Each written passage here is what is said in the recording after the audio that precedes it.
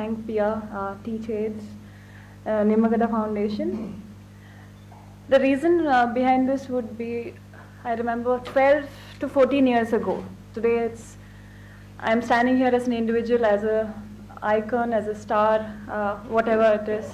I'm here to make a difference to this whole program. But I remember 14 years ago when I was in college, I just got into college, and I was getting into college one day and I saw this lean guy sitting outside the college and playing his guitar. And he was playing some amazing music.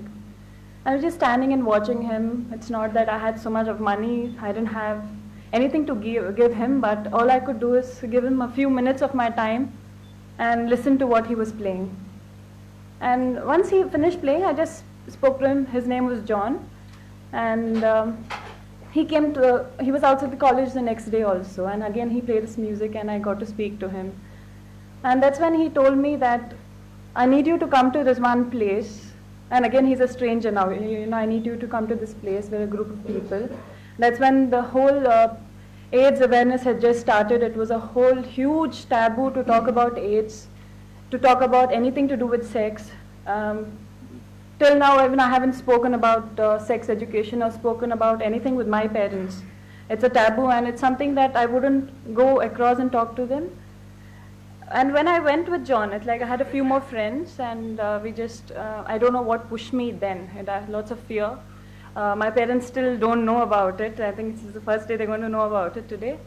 I used to bunk my college and then go with a few friends to find out what is this man, what's he trying to say. And around 25 kilometers from the college where I studied was this it's a small village, remote place, which had two chicken sheds. So they had emptied out two chicken sheds, and there was some person who had started, who wanted to make a difference, who had one of the chicken shed emptied out for the ladies and one for the men.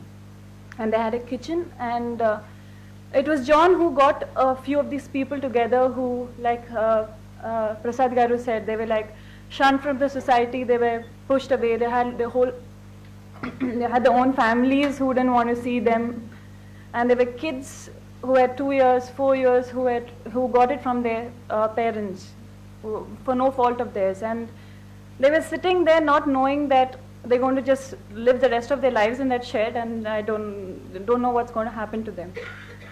And I still can't forget my first moment, it's very important for me because a lot of people, when the AIDS awareness started, all we heard was, like Pia said, you have little bit of information coming out. They said the immunity drops. That's what happens, right, Pia? The immunity drops. So if the immunity drops, what should we do? You give them a lot of multivitamins. That's the basic thing that you can do to them. So that's what John had told me, and I had just heard about it. So that's something that I couldn't go and speak up to my parents because AIDS was such a big taboo then. And more than that, talking about something to do with something which is sexually transmitted. So we used to go collect multivitamins from our classmates, whoever had doctors as parents. We used to tell them, because I think all doctors, they get the samples of the multivitamins. So we used to go collect it and give it to them. And this happened for almost 6-7 months. We used to bunk college and do the same thing, go spend time with them. But the first day when I went to that place, there was there was a lady who was coughing. And I still had that fear of not wanting to touch a patient who has AIDS. That again was a fear in my mind. And I remember going up to her and she was coughing. And I was very shaky, and I went close to her and she told me, she's like, you won't get it by touching me.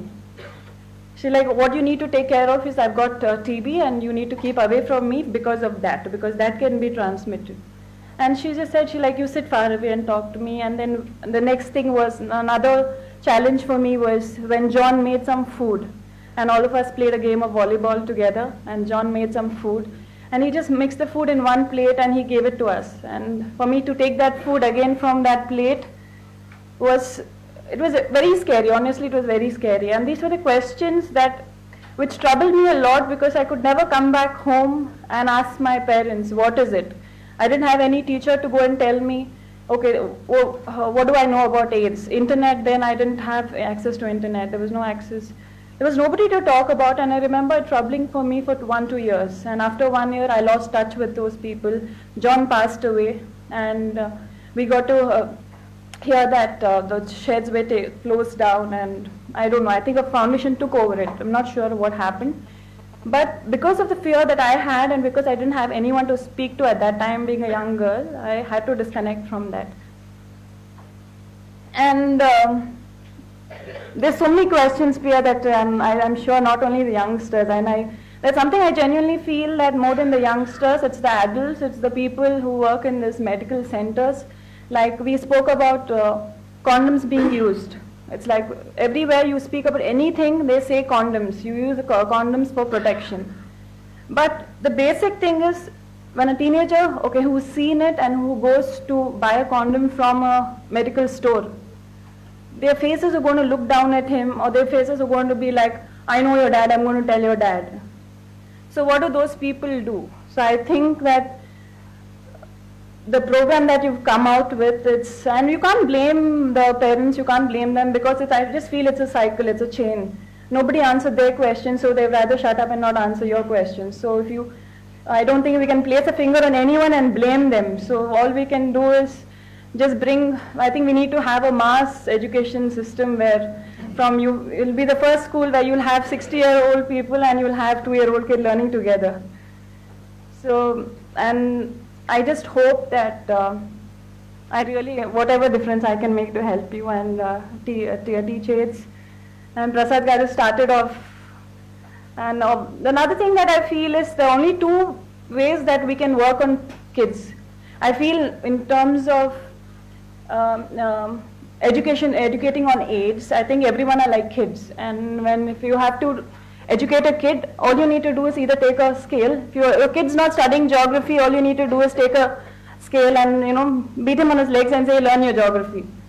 And the other way is either you imply it to them where it's their bread and butter, or you threaten them, or you put it to them in terms of animations where they enjoy it. And you have like if it's Nagarjuna Garu, I'm sure anyone in any village, any corner would just want to come and see his face.